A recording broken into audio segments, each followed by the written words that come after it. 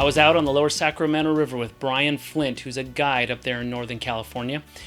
And Brian and I were talking about the river, and they're on his drift boat, and we were talking about a shelf, a drop-off that we had come up on in a section of the river. And I asked Brian to give us some detail about his strategy and how he would fish that portion. Today we're going to talk about this shelf right here to my left. It's a drop-in, a lot of different currents, a lot of ways to fish it.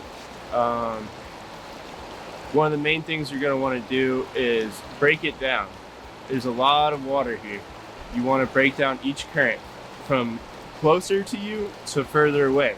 You want to fish the closest water to you first because you don't want to walk over the fish. Typically we'd be looking for soft water next to faster water, typical trout seams, anything that we can identify that's close to us, you fish that first.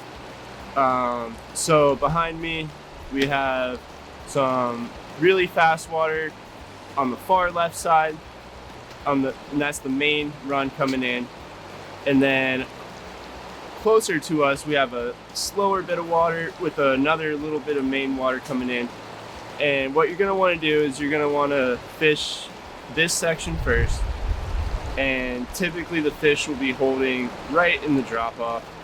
So heavy weight, a lot of weight, tight line nymphing, dry dropper, indicator nymphing, all those will work, streamer.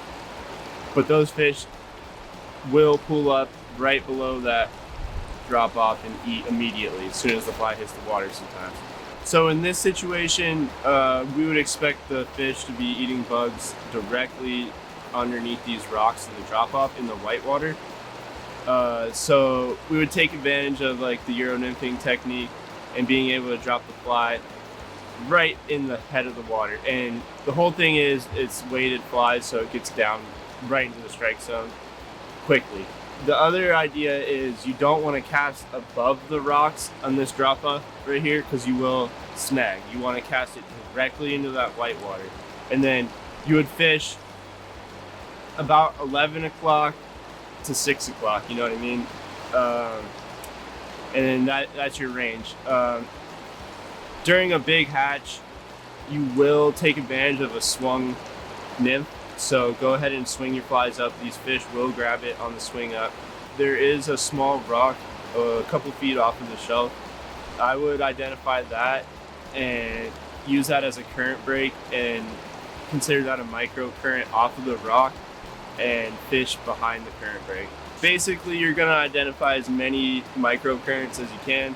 There's going to be structure in there. You're going to look for small rocks underneath the water, anything that you can identify as a place for a large trout to hang in this shallow water. They are wary, but the bubbly water does provide protection for them, so they will hang out right underneath of that stuff. Fun stuff. I was able to get a lot of information from Brian Flint when I spent the day with him on the water.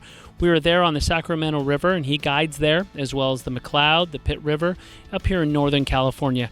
Let us know. We'll put you in touch. He's a really good guy. I learned a ton of things, and we just kind of were able to hit it off and spend a whole day on the water. It felt like an hour. It was really fun. So let us know. We'll put you in contact, and we'll see you right here next time on the Backcast.